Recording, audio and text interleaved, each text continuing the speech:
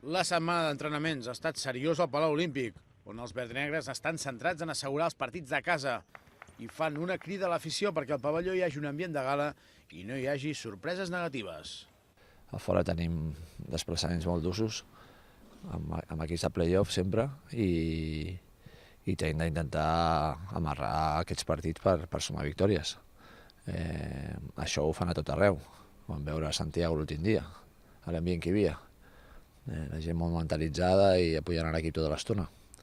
Jo suposo que el diumenge també passarà aquí com va passar l'últim dia.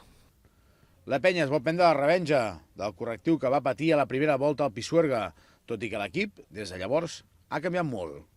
Ha canviat molt respecte a la primera volta. El seu joc interior pràcticament no té res a veure amb el que era allà.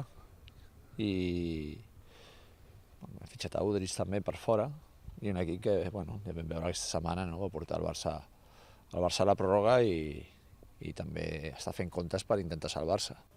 El partit serà especial per Fede Vanlaque, que s'enfrontarà al club on es va consolidar a la Lliga ACB. Sí, un partido especial porque tengo muchos amigos, excompañeros, no solo jugadores, sino gente del cuerpo técnico, entrenadores y sobre todo aficionados, mi ex Peña que tanto me seguía y tanto me apoya hasta el día de hoy. Per aquest partit encara no hi serà Eulis Baez, que no podrà jugar contra el seu exequip. El dominicà tornarà la setmana vinent a entrenar amb l'equip.